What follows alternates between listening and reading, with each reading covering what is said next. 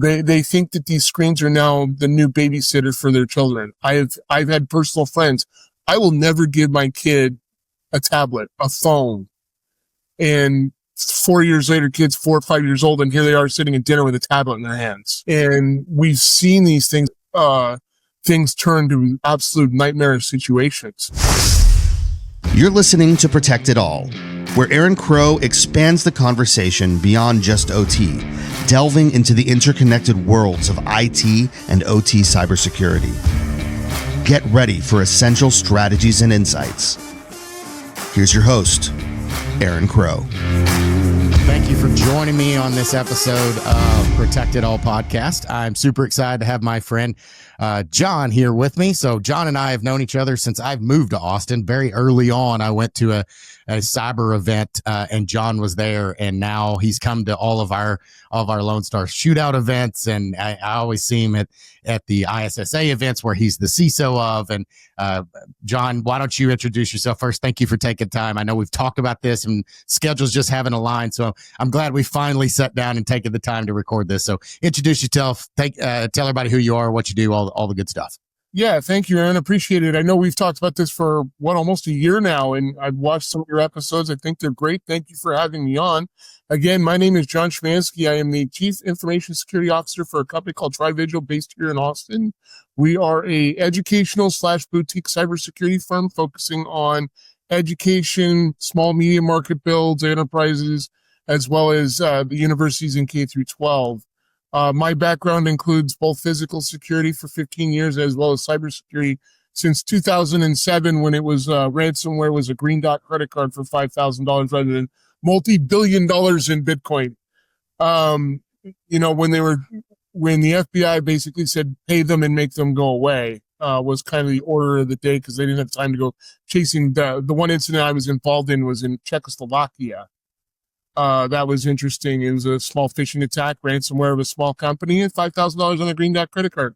My CEO at the time said, go get him. I started laughing because trying to get across the world in a reasonable amount of time, that money was gone.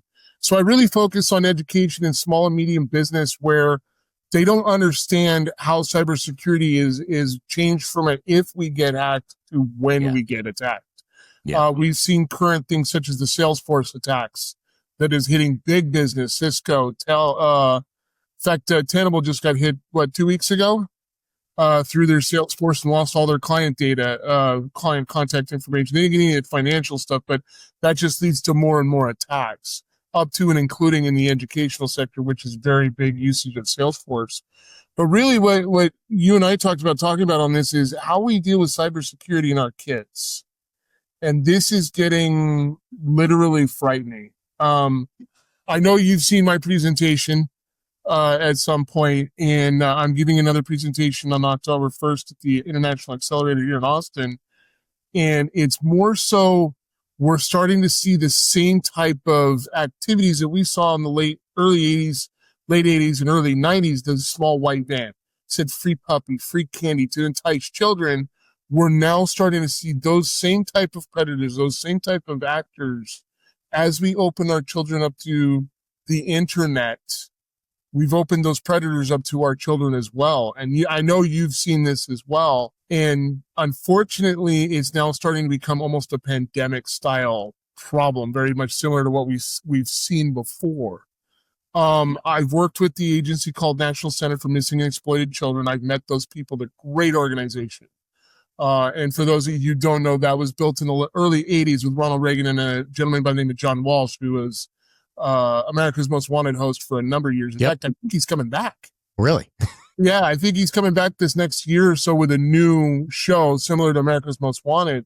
But his son in the early 80s was kidnapped and killed by a gentleman, and he worked with the government at the time, which was Ronald Reagan's presidency, to build this legacy organization to help children. And one of the things that we've seen is most government agencies don't keep up with the times. That's not the case with the National Center.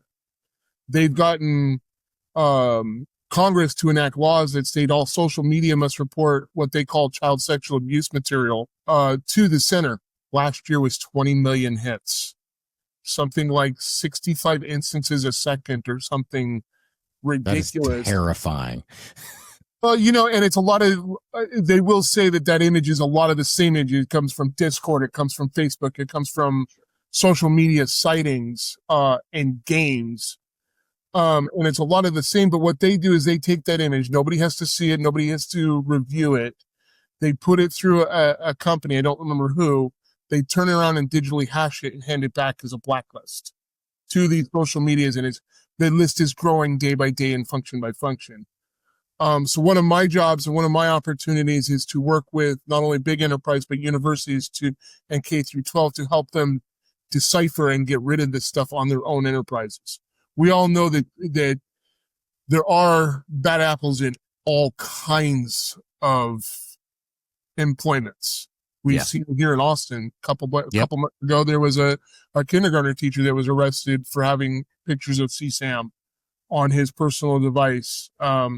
As a CISO, that frightens me. As somebody who's worked with children most of my career and has 2 stepsons of my own, that is frightening. Yeah. What a lot of people don't realize, and I've seen this in both the cyber community as well as the outside community from an education perspective, they don't know. They think that these screens are now the new babysitter for their children. I've had personal friends. I will never give my kid a tablet, a phone. And 4 years later, kids 4 or 5 years old, and here they are sitting at dinner with a tablet in their hands.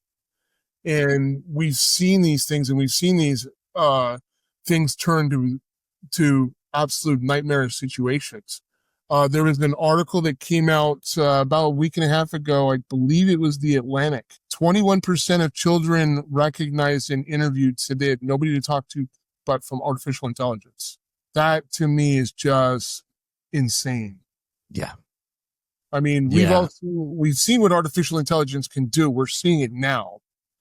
41%, again, I believe it was either the Atlantic or Times, I don't remember which, came out about 7 or 8 weeks ago, said 41% of 1,000 students surveyed said wish the internet didn't exist.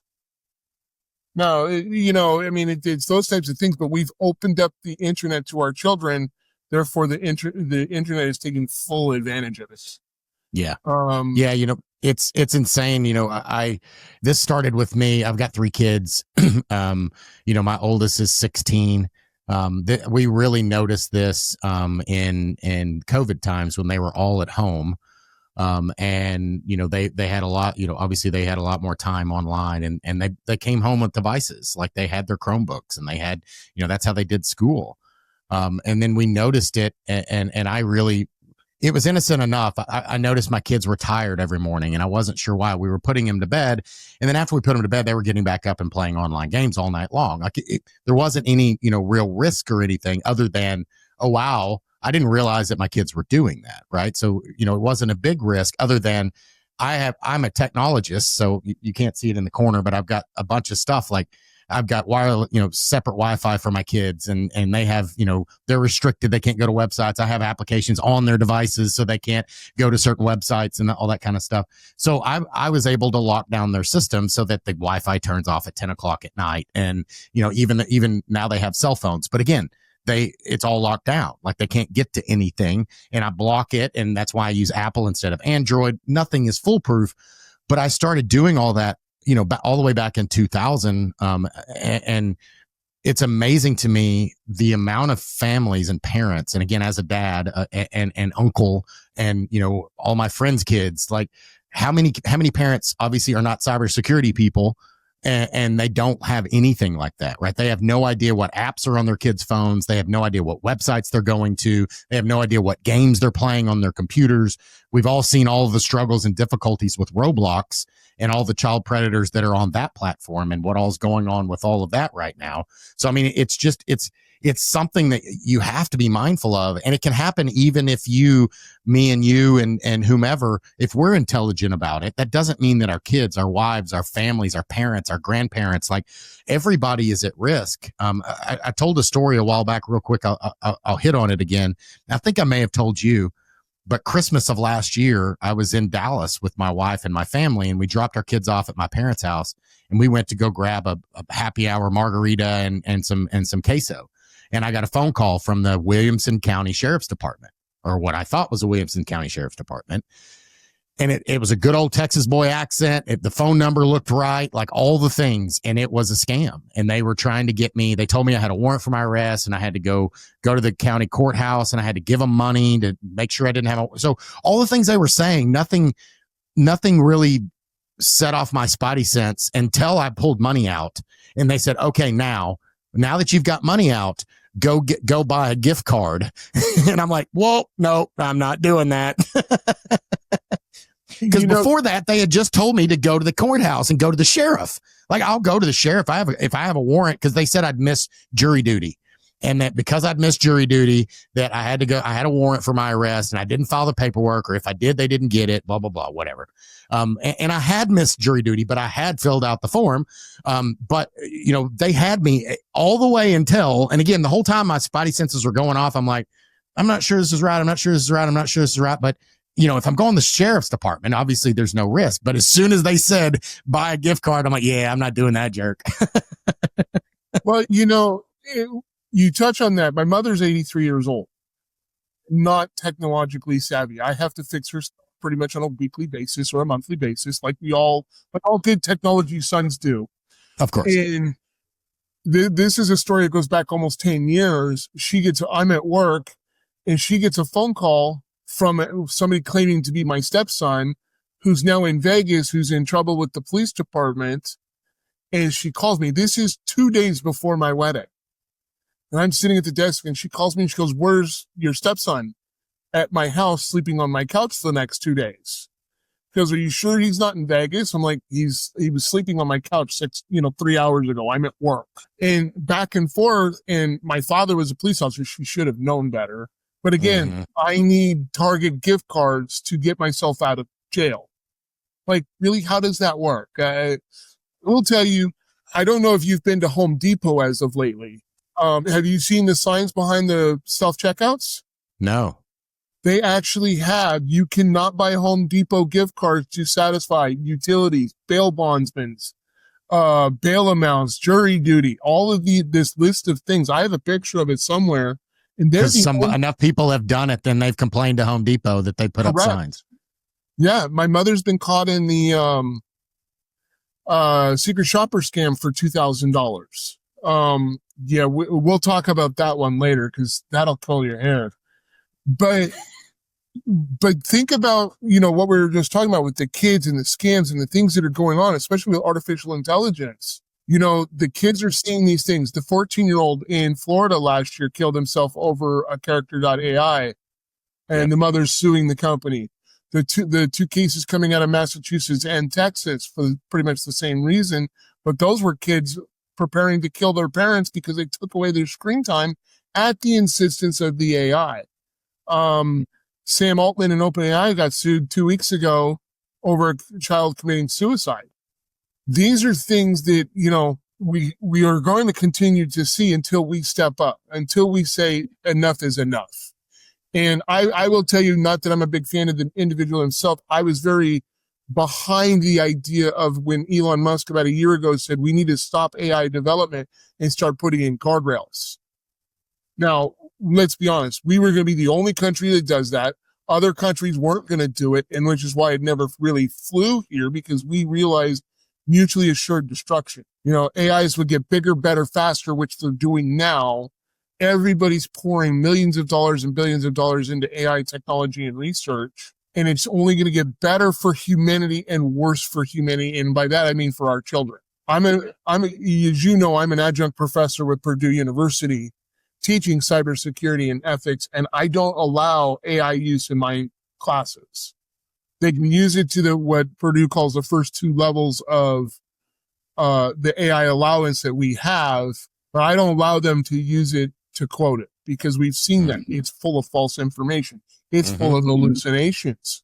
It's full of things that we don't want out there in the public space. And I'm sure you see that in the OT space as well. I want AI to manage my cameras. That doesn't really work out well. I want them to manage my PLCs. Doesn't work out well. I think AI is a great tool. I use it on occasion when I'm writing things and something just doesn't look right to me, or I need to verify some type of information that I know is true, but I need the source material behind it. And Googling just isn't getting it for me. Sure. You know, well, and it's one of those things where I mean, I use AI all day long, every day, right. But to your point, I'm only using it for things that I already know, right? I'm not asking it to, like, I'll use Perplexity, for instance, instead of Google. Like, hey, what is a good restaurant that has, you know, Italian food in Georgetown, Texas, right? And I'll use it for that because it kind of helps summarize things. It's, you know, it's not worried about the SEO as much, things like that. But, you know, I'm not saying, hey, write this article for me, right? I'll give it a transcript. And it's funny you say the hallucinations. I've noticed different AIs are better at certain things than others. So like Claude, I can use Claude for some things and other things I can't. So I'll create a transcript from a podcast episode like what we're talking about today. And I'll take the transcript and I'll say, create a post for LinkedIn using the transcript of our conversation. So I'm giving it all of the context. I don't want you to make up anything. Everything comes from this. And I built ChatGPT, and I've got a custom ChatGPT trained well enough that it knows my podcast website. It knows, you know, all my names, all that kind of stuff. So it knows the format that I want because I've given it all of that. And it does a great job. But again, I'm giving it the answers. It's not having to go search for anything. It's not having to think about anything. It's really just formatting. It's really just pulling out some nuggets based on a template that I gave it. It doesn't have to think in its collective knowledge to do that. But if I just said, hey, create a post for episode 75 of the Protected All podcast, I've seen it where it just makes stuff up. And it's like, Aaron was talking to Elon Musk about AI, you know, data centers. No, I wasn't. Well, we did an experiment, some friends of mine about a year ago, this back when, you know, I think it was like ChatGPT 2 or 3 or something. And we just said, what do you know about this person who happens to be in the dog show world or was at the time? The first 50% of it was 100% correct. It was 100% spot on. This was his profession. He's well known. This is it, you know, his breed, whatever. Then after the end of it, or towards the end of it, it started coming with, as what you said, absolutely made up stuff that would not fly in the real world. It said that he won the Westminster Kennel Club Dog Show, which we both have actually been to. Neither one of us are getting towards that trophy. That's just not going to happen. Our breed is not well known enough. And then it said it won the World Dog Show. No, that didn't happen. You know, so, and I believe it was Altman that came out like 90 days ago or within 90 days ago that says that they have to reset the code for ChatGPT, which is why we're seeing new iterations of ChatGPT because the hallucinations are getting so bad. Like that frightens me because there are people on the internet and it's now become almost an American psychology index called AI psychosis. And we're starting to see that not only encroach on what is the AI telling us, is it true or not, is these things things, but we're starting to see it in interpersonal relationships between humans and AI. Article came out 3-4 weeks ago about a gentleman from New Jersey thought this girl was in New York, was in love with him. He was already at a diminished capacity state. He was 75 years old. Ends up trying to go to New York from New Jersey, slips, falls, kills himself at the train station. Now I believe it's Facebook and Meta that's being sued over that one. They've come out and said that the AI models, doesn't matter who it is, are now allowed to sexualize things, not just for adults, not just for the entertainment value or the pornography or anything like that, but even for children. I mean, Meta's 235 page that was just released within the last 6 weeks shows that they're allowed to have sexualized conversations with children, which is frightening in and of itself.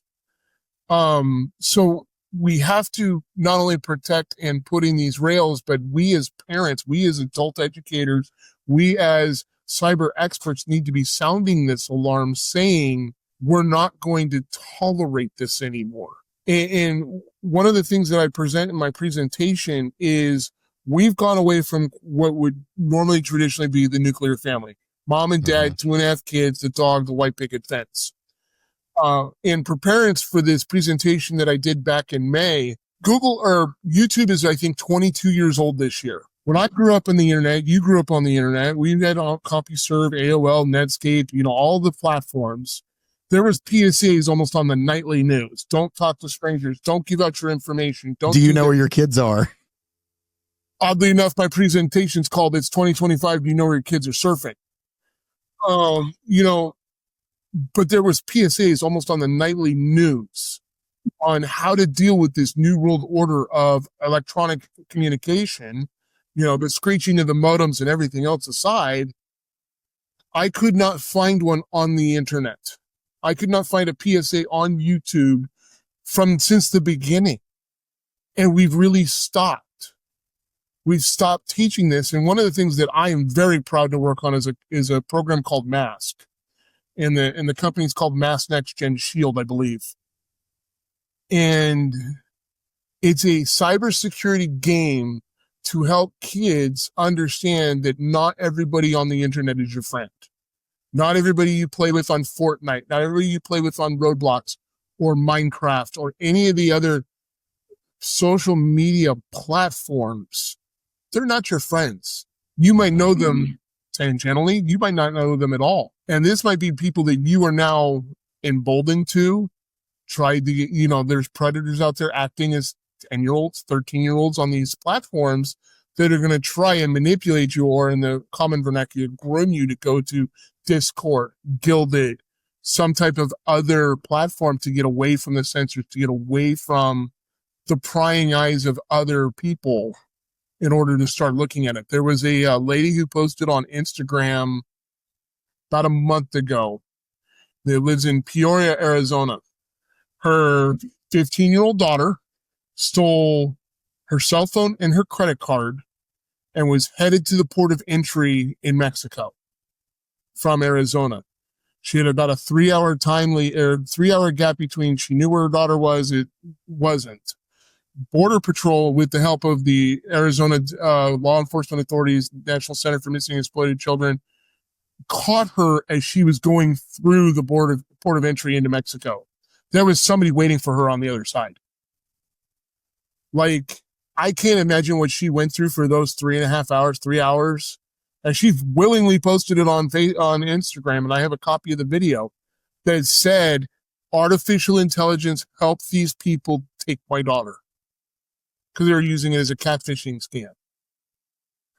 And we've seen it before. It's not only it's coming out of, Mexico, it's coming out of Nigeria, it's coming out of, even here in Texas. And one of the groups I found, it's a group called 764, which is the first three numbers of the zip code for Stephenville, Texas. This group was created by a gentleman by the name of Brandon Cannonhead, and is considered one of the most vicious, violent online groups to this day. FBI came out about 6 months ago, said every one of their 55 offices worldwide has at least one open case. Wow. On this group.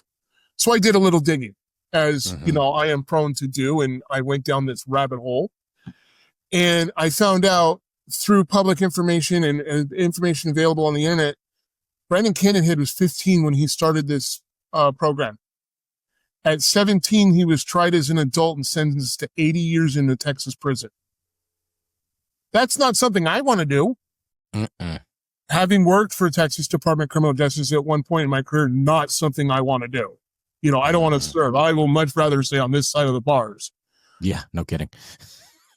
But for the FBI to come out and say, this is the most vicious, violent group on the planet, and that every one of their 55 field offices has at least one case. They had, I think the article said they had 254 cases on this group, is disturbing. And this was created by a 15-year-old.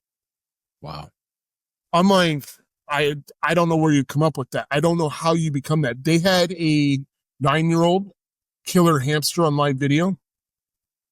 Self-cutting routines. I mean, we all know the psychology of this. You and I both do the psychology of black hats.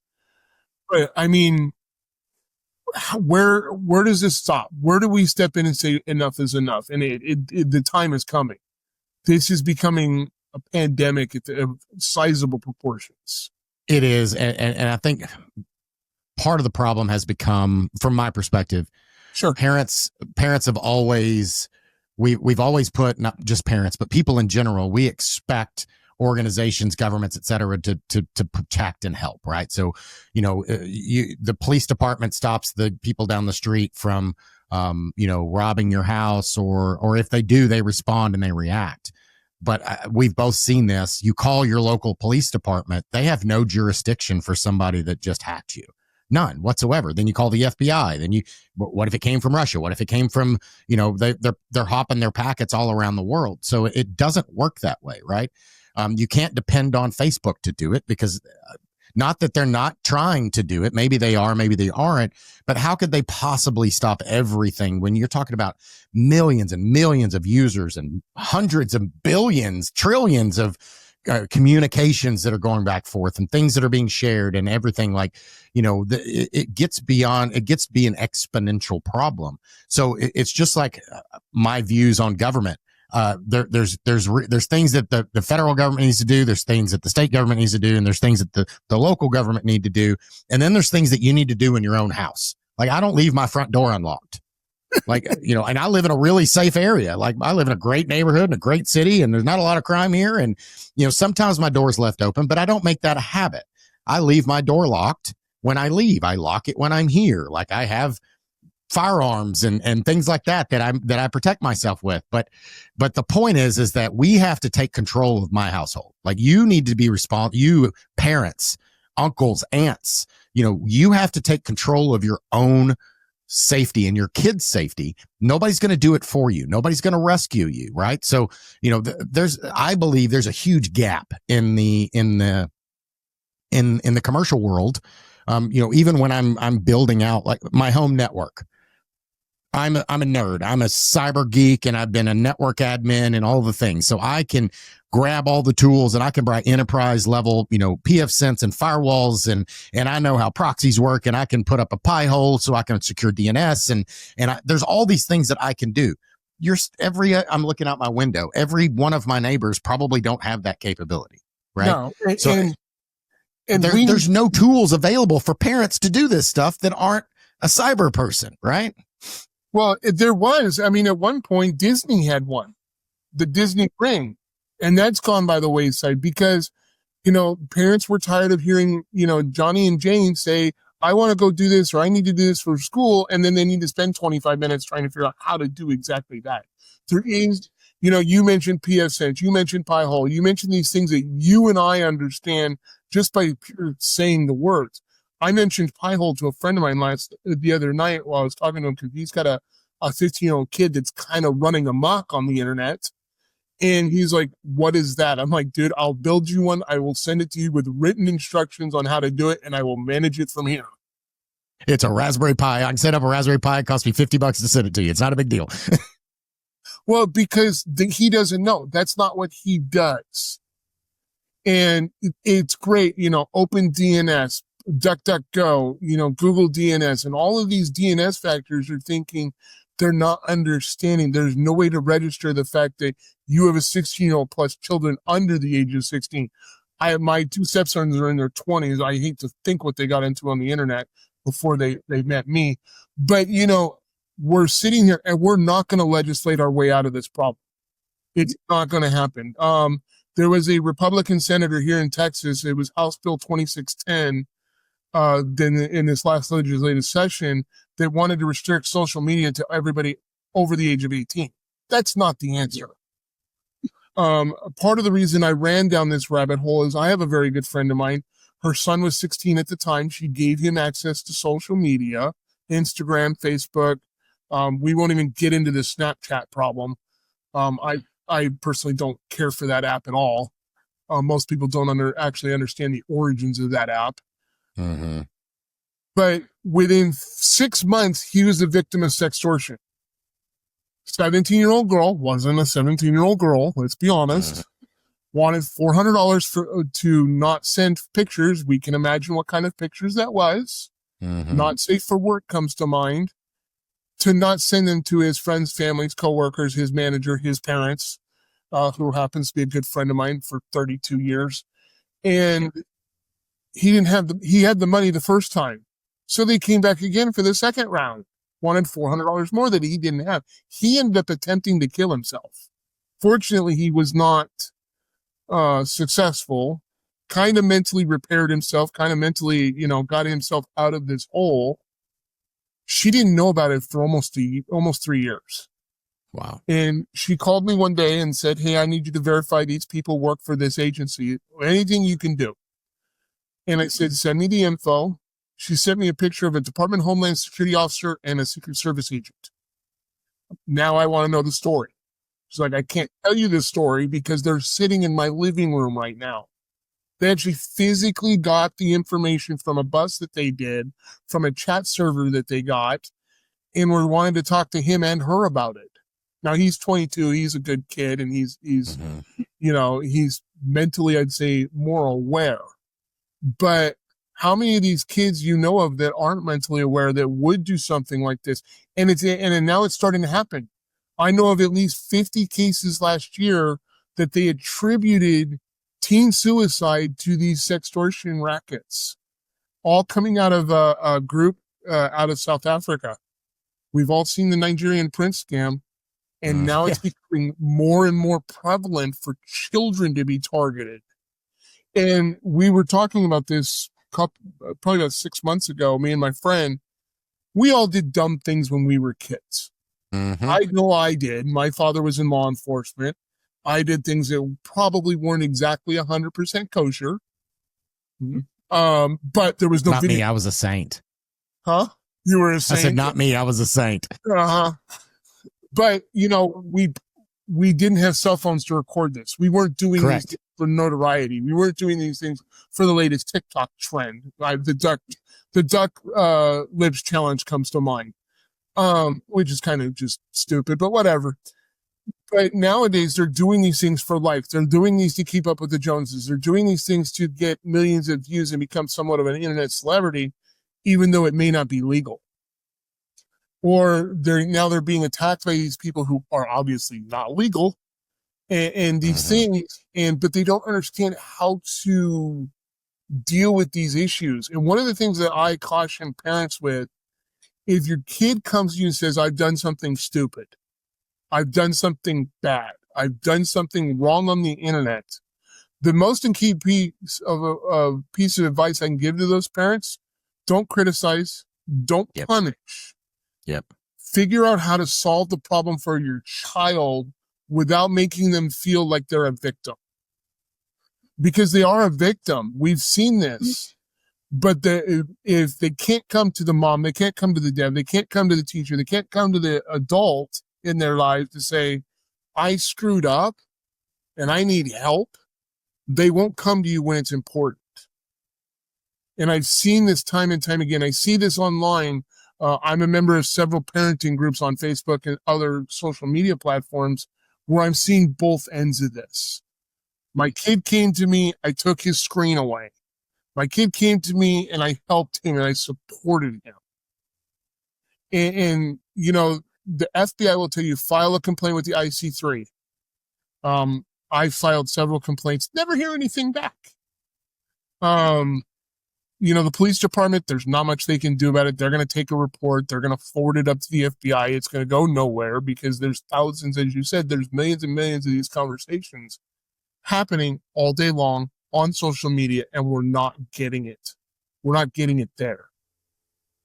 Now, and I said this in my presentation, and if my presentation gets through one set of parents, one parent, and saves one kid's life, my work is done. That is more important to me than, anything I get financially out of this program or out of this work. Is if I can stop one kid from falling victim to this, that's a game changer for me. That's a win. Because, and we've done this with several schools now, and the program's going to launch in, I believe, January with this game to the schools. We're going after the kids at school with a school component and other things. But if I can save one kid, and part of the reason I'm sure why you do Protect It All is you can save one person, one system, one thing. It's worth the effort, the energy, and the time. 100%. And that's why I'm a big pro advocate of this. Is one, it's hit me personally with a friend of mine I've had for 32 years. I know that some of my cousins, my cousin kids, my nieces and nephews, they've been victims. We just don't know it. Yeah. Well, and it's one of those things where, again, you hit on it a second ago. Back in our time, back in my day, we only dealt with bullies that were next to us, right? I could stand up to that bully or not, but I wasn't dealing with bullies in China. I wasn't dealing with bullies in schools. I mean, my wife and I just watched the documentary. I don't remember what it's called. Everybody probably knows what I'm talking about, where the girl was getting cyber bullied, and it was her mom the whole freaking time doing it.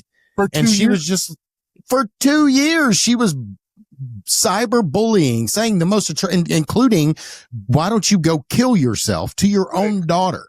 Right. Yeah. I just watched that the other day as myself, as a matter of fact. It's called Holy Cow. Catfish Story. It's insane. But again, we were talking about this the other night. People will say things on the internet using the anonymity of the internet that they would have gotten punched in the face for standing in front of people. It's kind of like that meme. You say things that you would get punched for in person on the internet that you would never say in public. We've seen it time and time again. An anonymous tip, an anonymous saying, and you're right. This was the girl's own mother over 2 years, destroyed her romantic sweetheart relationship she had with that kid. Her friends were getting interrogated by the police department and the FBI. How traumatizing is that? And even she said, I don't know what happened. This turned into and it snowballed itself. But it's the power of anonymity. You and I go out for drinks. We meet with cyber professionals in this city, in this state. We have good times at the Lone Star Shootout. And we know these people professionally and personally where these are true professionals. But you get to the level of an adolescent mind and, I can say this and be anonymous about this because I don't like this person. And you're exactly right. In my day, there were fist fights on the quad. Mm-hmm. I went to a prestigious all-guys Catholic high school in California, where the parents were paying big money a month to send your kids there, and we still had fights on the quad. Of course. Now it's, I don't like this person. I'm going to be nice to their face, but I'm going to trash them online, and they don't understand the consequences of their actions. We place such a value on human interaction that we should be encouraging our kids go out and play soccer, go out and find your tribe. I do this all the time with my cyber students at the college. I always get asked, how did you get here? How did you get to be a Purdue instructor? How did you get to be a CISO? How did you get to the knowledge? It's not because I've got dual masters. It absolutely is not. It's because I have found a tribe in you and Aaron and the guys we deal with all day long, every day, the ISSA chapters, the meetups, the networking events, the happy hours, to find these people who can support what I want to do, what you do, because I don't know everything. I don't pretend to know everything. But I know people, and I can put a call out. I tell this to university all the time. I don't know everything. I don't even pretend to know anything anymore. But two things. One, if you give me enough information, I'll make a decision. We will go with a direction, whether it's right, wrong, or different, but it's going to be the correct direction for your organization. Mm-hmm. And two, if I don't know, I'm going to put it out to my tribe and my people to say, who knows about this and who can tell me about that? Because this, and you've heard me say this, cybersecurity is a team sport, whether you're a parent, whether you're an educator, whether you're a professional, or the guy we just sat in the seat for a cyber analyst. This is a team sport, and we need to talk to each other because the black hats are. Yeah, absolutely. Yeah, and it comes down to, not knowing or being ignorant is not, it's not an excuse anymore. That's another reason why I do this podcast, right? It's funny, like the first time, so I've been doing this podcast for going on 4 years, I guess now. The first one I had to rebrand it, and so this one I've been doing about 2 years. A little over 70 episodes, 70, almost 80 episodes. Right. Average around one a week. And when my mother-in-law, who has she's not technical, she's not cyber, when she came home, she came over one day and she was like, "Oh, I listened to your podcast the other day," and I was like, "What? Why?" She's like, "I don't know. It's interesting to me." Like, she told me which episode. Again, I don't remember which one it was, but she listens to my podcast and she thinks it's interesting. Like, everybody should be, and it doesn't mean you need to listen to my podcast or whatever, but there's enough people out there that are doing good things, that are having conversations, that have podcasts, that have YouTube channels. Like, there's all this stuff that people are doing because they care, because they, for instance, prime example. The other day, my son, my oldest, is on, he does have he's the only one that has a social media account, but it's protected underneath me and I monitor it, all that kind of stuff. And it's a kid's account, which that's one good thing that I think Facebook has done, is they have them, kids accounts, and the parents are custodians of them. And so we can see the messages, all that kind of stuff. Right. Obviously that doesn't stop him from creating his own account, but that's a whole nother conversation. I have other ways to protect that. But, he entered a giveaway, this influencer video guy that does what does he do? It's like he builds gaming PCs and talks about the latest hardware and things like that. Sure. He won a giveaway, so he sends me a message, "Hey, I won this giveaway," and I was just like, okay. So he says that I'm not 18, so I have to let my parents know, and that he'll send me, it's a $3,000 gaming PC. I'm like, all right, send me his information and I'll reach out. So I sent him he sent me the information. I reached out to the guy. Guy responded. Okay. So I checked out his page, obviously, first, and the guy's in Houston and seems to be, on the up and up. It doesn't look to be a scam, all the things. So he's like, "Hey, your son won this thing. It was a giveaway sponsored by Asus, and I did a review on it, and now we give it away to our audience. Every time we build one of these PCs, we give them away." I'm like, okay. He goes, "So all I need is your name, your address, and your phone number." I'm like, okay. So I gave him my name, I gave him my UPS mailing address, and I gave him my Google Voice phone number, and I said, "Send it on." And then it shows up, and sure enough, it was real. Right. I logged it in. I scanned it before I put it on my network, like all the normal, that I would do. But the graphics card was broken, and I'm like, So I pulled it off, and the graphics card had broken the little tab, so it wouldn't plug in the motherboard. And so I reached back out to him, and I'm like, "Charlie, he may not fix it. I don't know." But no, he was super apologetic. He ordered another motherboard, sent it to the house. And this time, since I'd already talked to him and started going back and forth, the guy's a vet. He was in the Army, super nice guy in Houston. And he goes, "You want me to send it to the same place?" I'm like, "Well, now that I know you're not a scammer, here's my actual address. You can send it to me instead of the UPS store." Yeah. But I mean, it behooves us as parents and as adults. And I'll be honest with you, basic human beings, yes, to take that one step further to protect our children. My two stepsons, I care for them both. And, one of them's going to be working with me on some other projects and some other things. The other one's going to A&M, graduating next year with dual degrees. I mean, and they call me and say, "Hey, what is the problem with this?" Or "How can I protect myself from that?" And as a parent and somebody who cares about children, and particularly these two, we have to say yes and no. We have to say, this is what the problems are. You're an adult now, because they're both in their mid-20s. Yeah. Make your own decisions. But I will be here to support you when you run into a jam. And I think we're starting to see that shift. But again, the government's not going to legislate this problem. We as parents, we as adults, and we as professionals need to do that for them.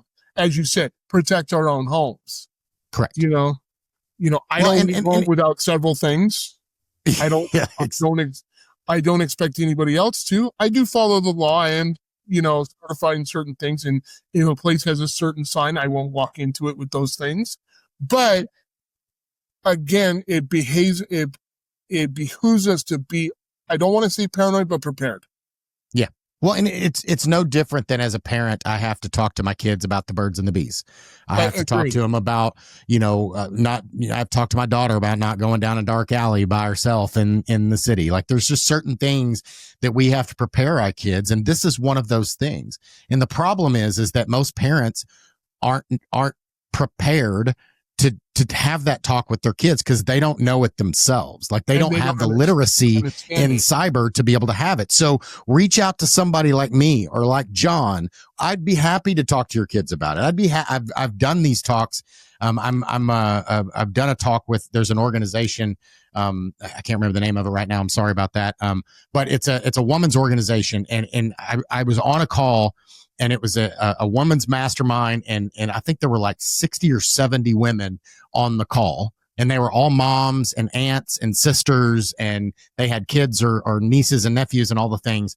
And I just did 30 minutes of all the risks on the internet and how they can protect themselves, and just basic stuff, nothing super technical, but the pie hole, and adding monitoring, and why I use an iPhone over an Android. I'm not saying iPhone is better than Android. I'm just saying, as a parent, I can control what they install on this phone a heck of a lot easier than I can on an Android.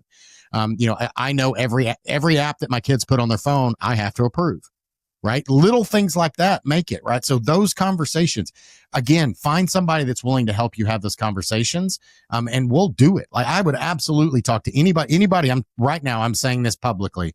If you need me to have a conversation with your family, your parents, your grandkids, whatever, I'm happy to do it, right? 100%, no charge, not looking for anything in return. As a dad, as a man growing up in the South, and the way I was raised, I always want to give back and help in that way. Well, and I was on a podcast yesterday. I don't remember the name of it, and one of the biggest pieces of advice I can give anybody in the cyber world, anybody who deals with anything, whether it's you work with email, whether you get text messages all day long, whether you get phone calls all day long, anything, the biggest thing that they want to do, the scammers want to do, is create that sense of urgency. And I've been the recipient of this. Take a second and breathe. Take a second and think. A good friend of mine, when I was training to be a police officer, that I never got there, but he was a training officer for a police department that I worked with. He said when he gets those big calls, the armed robberies, the shootings, he takes 10 seconds and just breathes.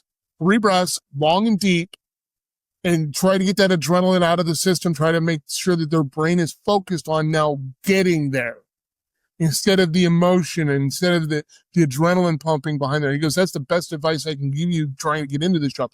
Think and breathe. And I was the victim of one of these, hey, your credit card's been hacked. I need you to log in and do this. And the story goes, I was doing my bills that morning. I was at a store when this happened.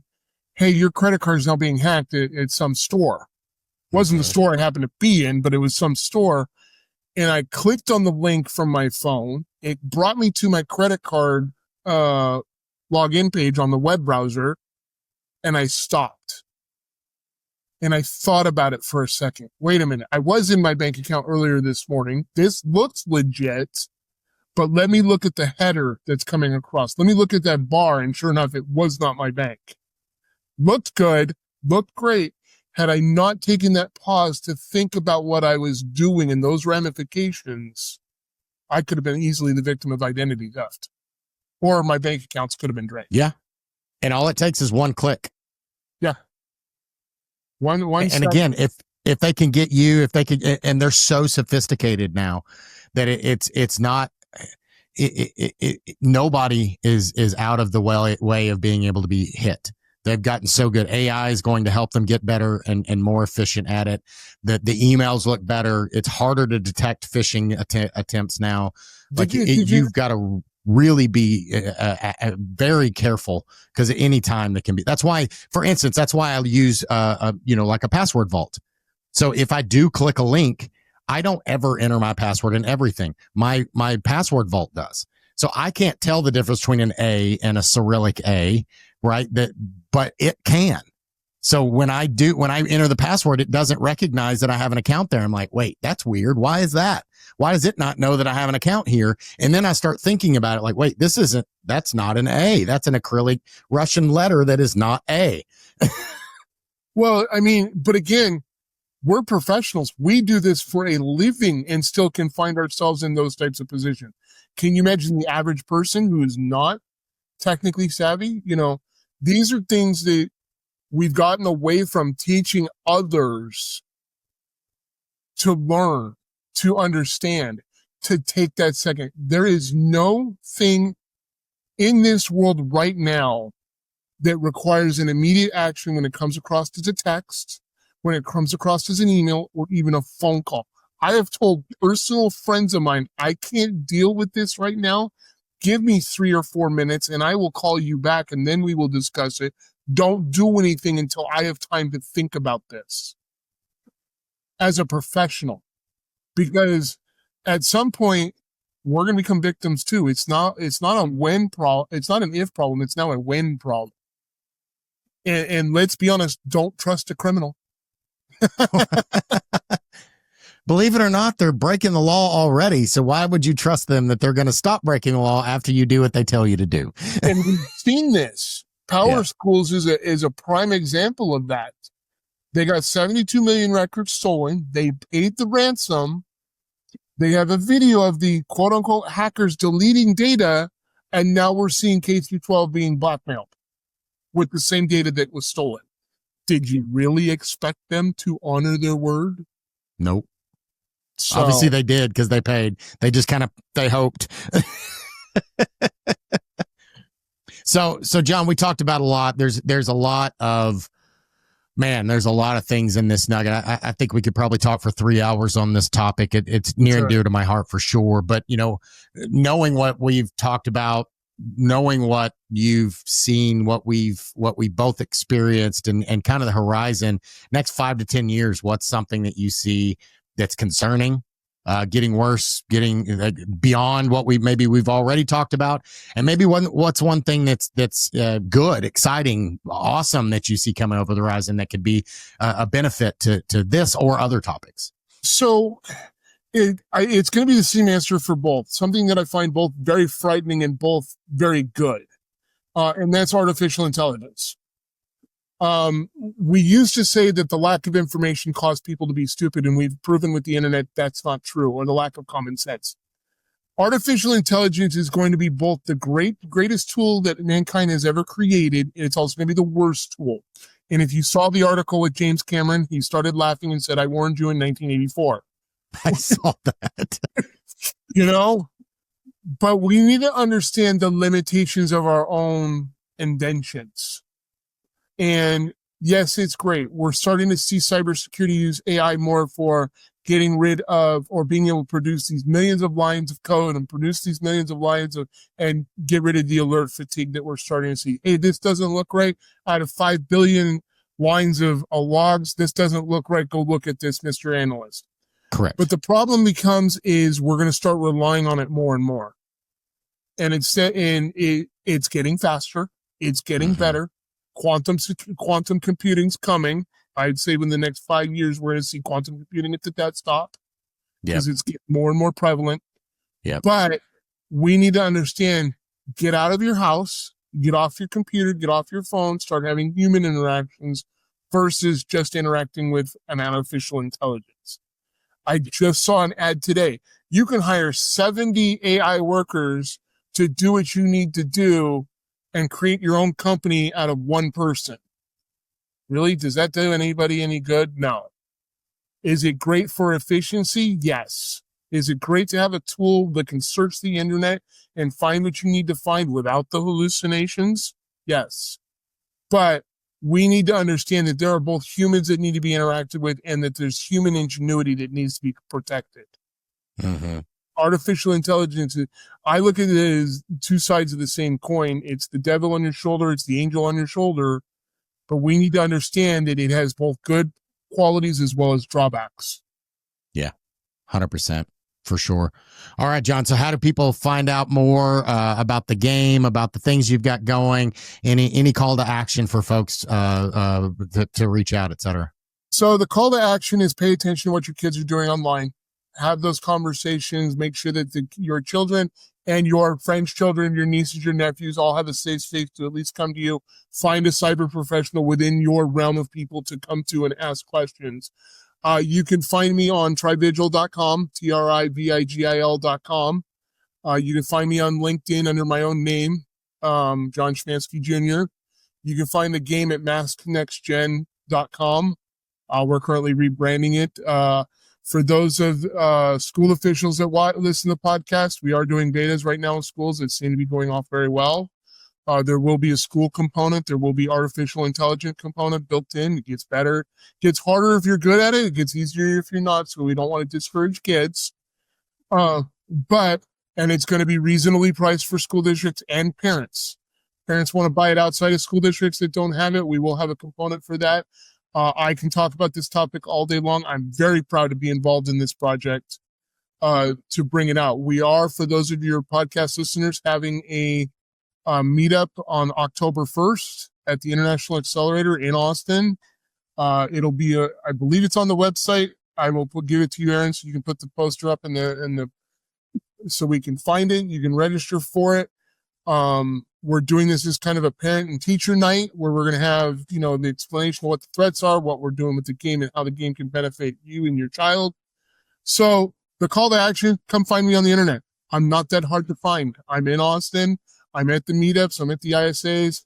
And we can talk about how we can get this not only into your schools, because that's where we want to go with this and get down to where the kids are, but how we can help you as a parent understand these threats so that you can have an intelligent conversation. 100%. Everybody definitely check in the show notes. All the links will be there. Definitely reach out to John, myself. If my family, both my mom was a teacher. My sister's currently a teacher. Lots of teachers that want to help and may or may not have resources. Get this in front of your principal. Get it in front of your school board. Like this is something that needs to be in every school district, that it needs to be part of curriculum, needs to be required, that your people, for their own good, not because it's something that, you're caring about the test, the standardized test crap. It's because it'll actually help people, right? It'll actually help, protect these kids in these spaces. And everybody that's ever been a teacher that I've ever met my entire life cares about kids, because they don't go into that profession to become millionaires, right? They come because they want to help kids. So this is another way they can do that. So definitely reach out, check out the website. And it's going to be something that is going to make a difference. And we're targeting kids between 5th grade and seniors in high school. We've been asked by universities, help these kids understand the power of phishing, the power of, yes, you're not getting more grant money because you clicked on this link. They're stealing your bank account. I actually got that from a CISO at a college that I did an assessment for. They're having problems with incoming freshmen believing everything on the internet. So that's why we're targeting this app and this game and this methodology from 5th graders up to seniors in high school. I love it. Awesome, brother. Keep up the fight. I appreciate you, all this work that you're doing. Definitely reach out to John or myself, and definitely check out the app. Again, it'll be in the show notes.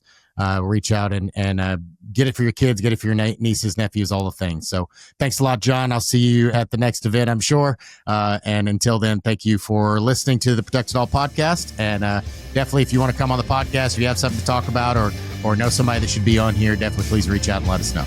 Until next time, have a nice one. Thanks for joining us on Protect It All, where we explore the crossroads of IT and OT cybersecurity.